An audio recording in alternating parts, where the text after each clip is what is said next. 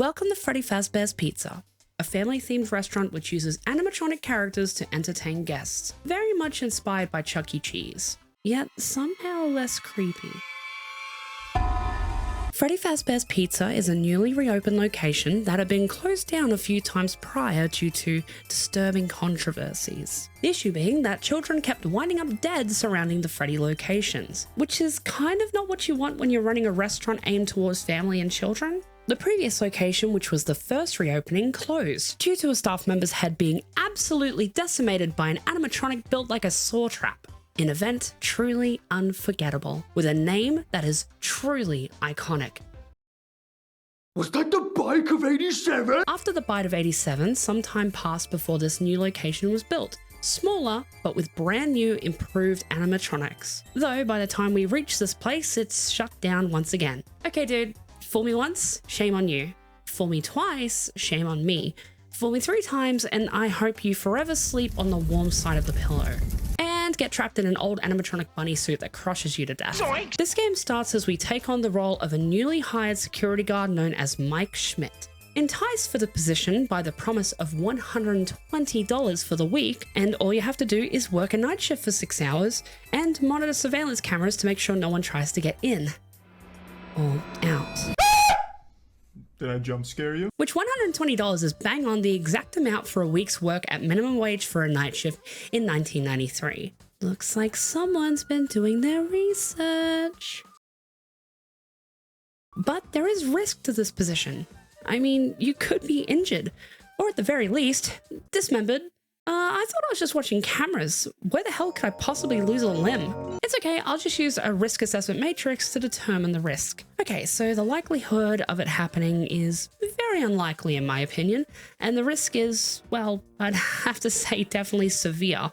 So really the risk is only medium, and all the best things come in mediums, like French fries, graphic t-shirts, Jake Weber. Anyway, so we arrive at our job and get greeted by a voice on the phone. Hello? Hello? Aw, you sound polite. I hope nothing bad happens to you by Thursday night. The guy on the phone introduces us to Freddy Fazbear's Pizza and breaks down what to expect on the night ahead. Aw, thank you so much for giving me these tips on the phone, guy. Say that again? He goes over the legal jargon, glazing over missing persons, injury, death, blah, blah, blah. Which, I'm sorry, what's the history of this company again? Not very good? Okay, can we bring back the risk matrix again? I'm feeling a very possible risk, so now we're sitting at a medium high, which is what I tell people when they ask my height or how I'm feeling after eating a few gummies. The guy speaking to us in the phone message advises us of the bite of 87 as well, only mentioning that the animatronics used to be able to wander around greeting customers until the infamous bite of 87. And how surprising it is that people can live without their frontal lobe. Can I go home yet? The mysterious stranger explaining what the night ahead of us has in store for us over the voice transferring apparatus gives us details about the animatronics and how they can get a little quirky at night. So what does that entail? Bit of dancing, some singing? No. They apparently may see you as a metal endoskeleton outside of its costume and forcibly attempt to stuff you in an animatronic suit, which will basically turn you into a claustrophobic soup. That's bars. This is where you're squished like a Play-Doh spaghetti maker and left with your eyes and teeth falling out of the suit. Okay, do I look like a Mr. Potato Head to you freaks? Can I bring back the risk matrix? So with that, let's meet our humble cast of robotic nightmares. We've got Donnie Darko, Rule 34 Chicken, Captain Feathersword, and Seth MacFarlane. On the first night, we're in charge of checking the cameras, conserving power, and trying to not fall asleep from boredom. It's okay, if you get bored, there's this amazing colorful poster on the wall, which when you click it, the Fitness Gram Pacer test is it's pretty easy to keep on top of everything. I mean, all the animatronics are just on the one camera, and I've just got to leave these doors open to conserve power. That's cake. Cake. So we'll just check the camera every so often and he's gone. It's at this point that I would have dropped everything and bailed, but no, we are staying there to earn our easy $120 because clearly we need it for some therapy because you'd have to be fucked up to consider staying here. So we have to balance viewing the cameras to look for the movement of the animatronics, checking the lights to either the left or the right to see if they're there, and if they are, oh good.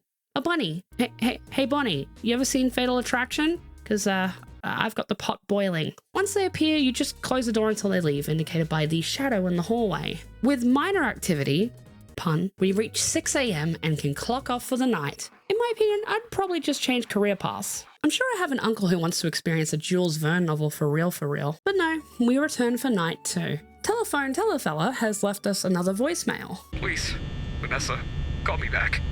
I didn't mean to nut so quickly, I just... Okay, wrong tape! We get told that the animatronics get more active as the nights go on. Oh good! It's good to stay fit, even if you are a possessed fursuit. This night we're introduced to Chica, who has undoubtedly the most searches for questionable fan art on the entire internet. I mean, I'd never do something like that. What's wrong with these gooners? She plays identical to Bonnie, but just on the right-hand side. So you're now tasked with looking not just down and left, but right as well. I mean, I'm overwhelmed. Since I got whiplash, I can only look down and left. But if you can deal with Bonnie, you can deal with Chica. Just gotta be careful when she beaks around the corner. Get it? Get it? Beaks around the corner?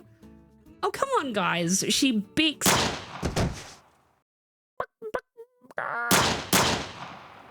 Frankly, not too concerned. And like, bunnies and chickens aren't scary. But if there was, for whatever reason, a fox that dressed like a pirate and resided in a pirate-themed location behind a curtain, well, I could tell you, my head might just explode.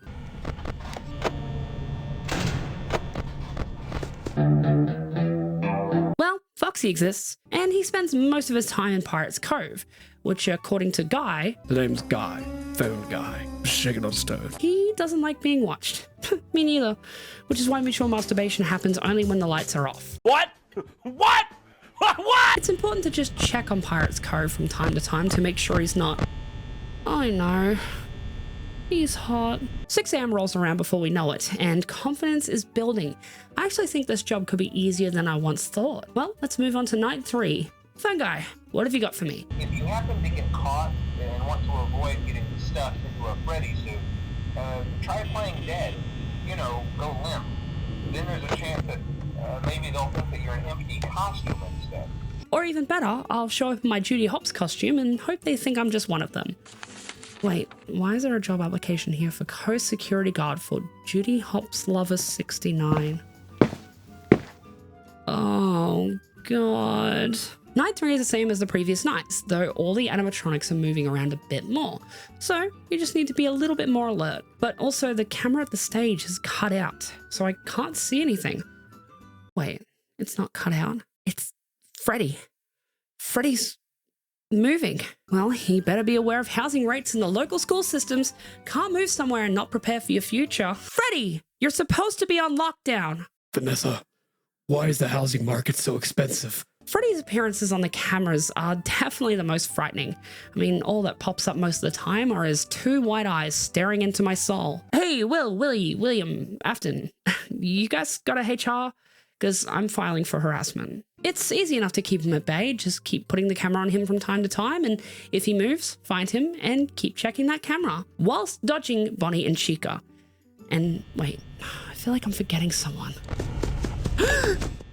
Hey, just letting you know, you left the headlights on in the car. Might want to go turn them off in case your battery dies. Okay, bye. With another night done, we can move on to night 4. Another night of stress.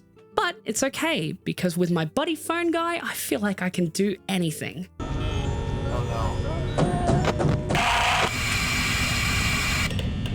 Yep, okay, I'm quitting and selling my kidney. Night 4 is really no different to night 3, just again, every animatronic is more intent on stuffing you in a suit like a Thanksgiving turkey. Hey, guys, don't forget to baste and heat at 325 degrees for about 2 to 4 hours. With phone guy presumably dead, it's up to us to finish these 2 nights alone. I'm not too worried, I'll just keep checking the doors and looking on the camera for... Oh my God. Danny DeVito, I'm a huge fan! Could you sign my DVDs for Taxi and Twins? Whoa. Guess it's true what they say. Never meet your idols, kids. Night 5 is exactly as what was done with the previous nights. Check the doors for Bonnie and Chica, watch Pirate Cove for Foxy, and keep an eye on the cameras for Freddy. And with some good timing and a bit of RNG luck, we complete our shifts and are finished with our 5 nights at Freddy's. Say that again. Look at that $120 paycheck addressed to Mike Schmidt. I made it through my shifts, come out $120 richer, and I can leave this behind me. Nope, I quit.